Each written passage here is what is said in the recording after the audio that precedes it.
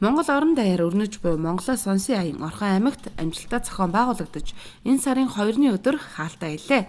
Хаалтын арга хэмжээнд улсын хурлын гишүүн ардчилсан намын дарга Эрдэнэ, ардчилсан намын хэрэглэх газрын дарга От хоёр, Орхон аймгийн ардчилсан намын дарга Батхуйг нарын холбогдох албаны хүмүүс оролцлоо. Энэ үеэр орхончууд бүрэн бүсдийн овоогоо дахиж бэсрэг наадам зохион байгуулан хүчит бүхийн барилдаан хурдан морьдын уралдаан зохион байгууллаа. Тэгэхээр одоо хамгийн гол суурь юм бол одоо энэ жижиг дунд бизнес эрхлэгчид бол бүгдээрээ давхарсан байна. Үйлдвэрлэл бүгдээрээ байхгүй болсон байна. Тэгснээр одоо иргэдийн аж амьдрал улам багасч байна. Тийм үү? Тэгээ орон нутгийн одоо нөгөө импортыг орлох бүтээгдэхүүнийг үйлдвэрлэжсэн энэ үйлдвэрүүдийн бүгднгийн бизнесийг хааж боож тэднийг бол дампууруул. Тэрний цааш чи маш олон хүмүүс ажлын байрнаар ард иргэдийн амьдрал ингэж байж идэг. Тэгэхээр ажилтгууд ихсэх тусам ард иргэдийн амьдрал улам бүр ядарч байна. Шиг гэр хороолт бол үнэхээр хүнд газрууд байна. Бид нар одоо сая Монголоос өдөртгийн хүрээнд эрүүл мэндийн одоо төлбөргөө эрүүл мэндийн үйлчлэгээ үзүүлээд явхад одоо жишээ нь захын гэр хороолуудад даралт нь маш өндөр байгаа ахмадуудыг ингээд даралтын хөвсөд хийлээд даралтны муухыг зөвлөхөд жишээ нь даралтны юм авч чадахгүй их хомс шүү дээ. Тэгэхээр ард түмний амьдрал бол энэ төвшний хүртэл бол ядуулсан доройтсон байна. Тэгэхээр энэ дээр бол одоо бид нар ганцхан сүр хүчний байр суурийг шүүмжиж суугаас илүүтэй одоо ирэх барьж байгаа төрийн одоо чулуу хатгаж байгаа хүмүүсийг шахаж энэ орон нутгаа хөгжүүлэх ард түмний амьдралыг сайжруулах тал дээр бол шахаж шаардаж ард түмэнтэйгээ явах хэрэгтэй мэл гэж бодож байна. Монголоос Сонсын аяны хүрээнд Орхон аймгийн ардчилсан намын хороо үүрийн зөвлөлийн гишүүд буюу сонгуульт гишүүдэд зориулсан 3 удаагийн сургалт зохион байгуулсан байна. Мөн Орхон аймгийн хэмжээнд жаргаланд сум 21 багийн ардчилсан намын гишүүдтэйгээ уулзалт зохион байгуулжээ. Аяны хүрээнд Орхон аймгийн хэмжээнд нийт 10 удаа уулзалт зохион байгуулж 20 гаруй мянган иргэнд ардчилсан намын шинжилгээний бодлого, үзэл баримтлалын шинжилэл төсөл, үндсэн дүрмийн талаар мэдээлэл хүргэж санал хүсэлтийг нь сонссон байна. Их сайхан үйл явдал боллоо. Энэ ингээд цаашдаа тогтмолж бас олон хүний үзэл бодлыг сонсоос бидний хүмүүс тэгээд үзэл бодлоо илэрхийлээд тэр хүмүүсийг зүгээр үг хэлүүлээд нэг тийм хөөрцөг болгоод дуусах биш. Энэ цаашгаа сүр хүчний байр сууриаар ажил хийгээсээ энэ маань улам цаашаа олон хүнийг хамарсан далаацтай үйл ажил болоосаа гэж би өөрийнхөө хүсэж байна. Тэгэхээр одоо Монголоос Сонсын энэ орон даяар явагдаж, ядангуяа Орхон аймагт явагдаж байгаа энэ аян бол үнэхээр чухал болсон. Маш чухал ард иргэд дотор орж ард иргэдийнхээ одоо бүхий л одоо санаа бодлыг сонсно гэдэг одоо бүгдээр чухал байлаа.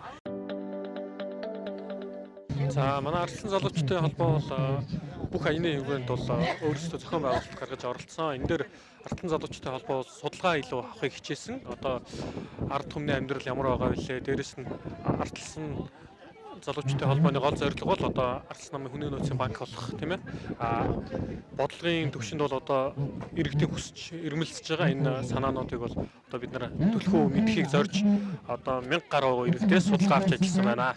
Залуучуудын дунд одоо эд яригдж байгаас л ажилгүйд ажлын байрны одоо олдцгүй ажлын байран дээр очихоор одоо худлаа шалгуур тавьдаг тийм ээ. Ажлын байранд шалгаруулалт зарлж байгаа боловч яг тэр нь айл үжээ одоо нэг томилогдсон албан тушаалтаар залуучуудыг ажлын байр зарлж байгаа. Энэ бол одоо сүүлийн 1 жил 2 жилд бол маш түгээмэл байна. Ингээд үүгээрээ дамжуулаад ажилгүйд л бол одоо Орхон аймгийн хувьд залуу хүмүүсийн хувьд маш их байгаа. За энэ Монголоос Сонсын аяны хүрээнд бас залуучууд маань бас үгээ хэлж өөрсдийнхөө үзэл бодлыг маш тодор илэрхийлж байгаа нь бол маш сайшаалтай байсан. Мөн одоо Орхон аймгийн хэмжээнд бол одоо залуу гэр бүлийн дэмжих газар олголт гэдэг тал дээр маш асуудалтай байгаа. За мөн одоо ер нь тэгээд нөгөө залуучуудад хөнгөлөлттэй орон сууц, ер нь залуучууд чиглэсэн нийгмийн бодлого бол одоо яг үннийг хэлэхэд зогсчод байгаа. Энэ бол өнөөгийн байдал, өнөөгийн нийгэмд бол нэлээд хөндөгдөж байна. Ардчилсан үзэл санааг дэмждэг түгээн дэлгэрүүлдэг хүм бүхний өмнө ардчилсан нам нээлттэй байх болно. Намын шинжиллээс Монголын шинжилэл рүү. Монголоо сонсъё. Хэдийгээр эрх баригчид ард түмнээс асууж ажил хийж байгаа гэж байгаа боловч үнэхээр яг ард түмний амьдралд чиглэсэн тийм ажил бол үнэхээр хийгдэхгүй байна гэдгийг бол энэ аяны хүрээнд хүмүүс бол маш ихээр хэлж ирсэн. За манай Орхон аймгийн хувьд бол их онцлогтой аймаг, үйлдвэр дагсан хот.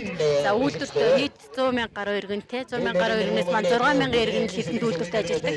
За бусад аймгийн одоо 21 аймгаас энэ жил ихэд одоо үндэсний статистикийн хороогоос мэдээлж байгаа нь бол Эрдэнэ тат бол ажилтгүйдлээрээ 1 номерт орсон байлээ.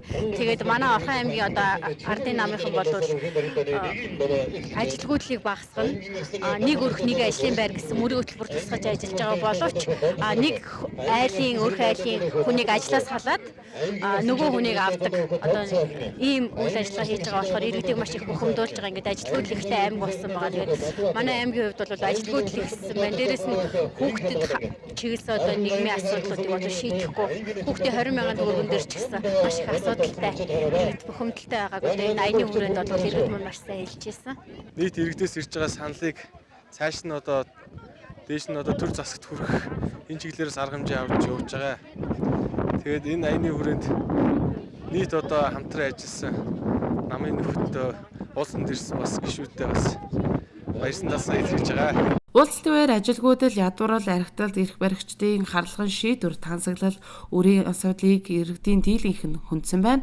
Үүнээс гадна уулзалтын үеэр санал хүсэлтийн хайрцаг аялуулж судалгаа зохион байгуулсан бөгөөд судалгааны мониторингийн дэлгэрэнгүй тайлан мэдээлэл гаргахаар ажиллаж байгаагаа энэ үеэр хэлж байлаа.